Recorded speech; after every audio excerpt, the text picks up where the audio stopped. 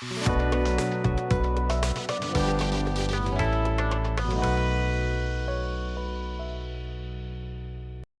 is the Umayyad Mosque that keeps appearing in headlines? In the aftermath of the Assad regime's collapse, one name has frequently appeared in headlines: the Umayyad Mosque. Abu Muhammad al-Golani, leader of Hayat Tahrir al-Sham, HTS, addressed the public from the mosque after his group entered Damascus, marking the fall of the Ba'athist government. Yesterday, Ibrahim Kalin, head of Turkey's National Intelligence Organization, MIT, and a figure believed to have played an essential role in these unfolding events, was also seen at the mosque. This raises a question: what is it about the Umayyad Mosque that has made it a symbol so closely tied to the revolution? Historical background. Historically, the Great Mosque of Damascus, also known as the Umayyad Mosque, is one of the first monumental mosques in Islamic history, particularly outside Mecca and Medina. Following the Muslim conquest of Damascus in 634 under the command of Khalid ibn al-Walid, the site was initially shared between Muslims and Christians, creating a relatively modest place of worship. Under Byzantine Emperor Theodosius I, or 379–395, the area had been transformed from a pagan temple into a cathedral, with claims that it housed the burial site of John the Baptist, Prophet Yahya. After the era of the four rightly guided caliphs ended with the death of Ali ibn Abi Talib, the Umayyad dynasty assumed control of the Islamic Caliphate, establishing Damascus as its capital. Initially, the site of the present-day Umayyad Mosque continued to be shared with the city's Christian population.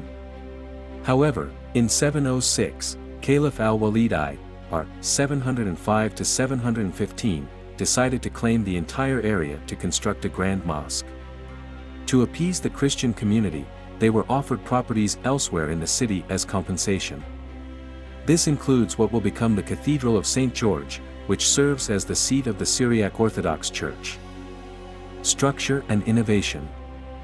The construction of the Umayyad Mosque brought together some of the finest architects and craftsmen of its time, with Byzantine and Persian experts contributing to its design and structure. The mosque features a rectangular layout measuring 97 by 156 meters, including a vast courtyard of 122 by 50 meters and a sulla area of 136 by 36 meters. To understand how large it is, remember that Istanbul's Sultan Ahmet Mosque, Blue Mosque, measures 73 by 65 meters. The Umayyad Mosque's design showcased intricate mosaics, a novel art form in early Islamic architecture, depicting nature instead of human imagery per Islamic principles. Some saw these mosaics as evoking paradise, while others believed they illustrated various cities. Sadly, much of this artwork was lost to fires over the centuries. The mosque has endured multiple devastating fires, the most recent in 1893, and has thus undergone numerous renovations.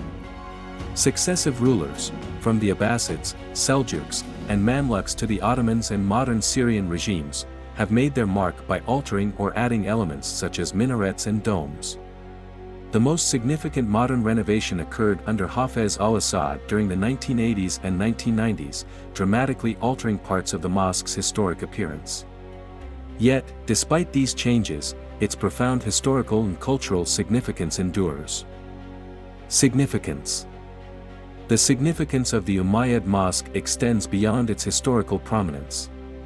According to a report from the Prophet Muhammad, Prophet Isa, son of Maryam, will descend at the white minaret on the eastern side of Damascus.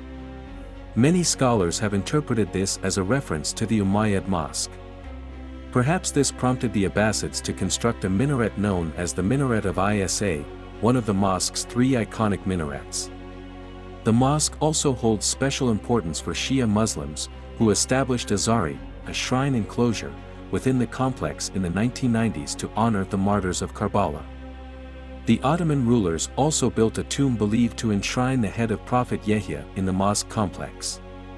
These have drawn visitors worldwide, including Pope John Paul II, who visited the mosque in 2001. Some have referred to the Umayyad Mosque as the fourth holiest mosque in Islam, but this designation is misleading, as no such title exists in authentic Islamic tradition. Its historical and scholarly significance, however, is indisputable. Renowned Islamic figures such as Ibn Taymiyyah and al-Ghazali once taught and congregated at the mosque. Beyond its architectural splendor, a product of conquest, it also carries political symbolism akin to Istanbul's Hagia Sophia. During the Mongol invasions, Crusader allies like Bohemian Sikhs, r. 1251 to 1275, expressed ambitions to convert the mosque into a cathedral, even ordering mass to be held there. However, Muslim forces soon recaptured it. Umayyad and politics. During the Crusades, the Umayyad Mosque served as a rallying point for Muslim forces, a role that seems to have echoed in the political landscape of recent years. Notably, on Tuesday, March 15, 2011, the mosque became a focal point for the initial protests against the Assad regime. By the following Friday, government forces had surrounded the mosque. In 2012, the Umayyad Mosque gained further prominence when Turkish President Recep Tayyip Erdogan expressed his support for the Syrian revolution, declaring, "We will pray at the Umayyad Mosque." He later reiterated this statement on X on September 5, 2012. Over time, Erdogan faced criticism for these remarks, particularly as his policy toward Assad shifted. However, with the regime's collapse, Erdogan's statement has resurfaced, amplified by Turkish media as a symbol of triumph. Sheikh Osama al-Rifai, Syria's Mufti, was expected to deliver the first sermon at the mosque following the fall of the Assad regime. However, he was ill and could not attend the Jumu'ah there. He is based in Turkey and leads a diaspora council of Syrian scholars. In his place, Syria's interim Prime Minister Mohammed al-Bashir delivered the sermon. Regardless of the political shifts, one can only hope that the Umayyad Mosque will once again enjoy the grandeur and peace of its storied past.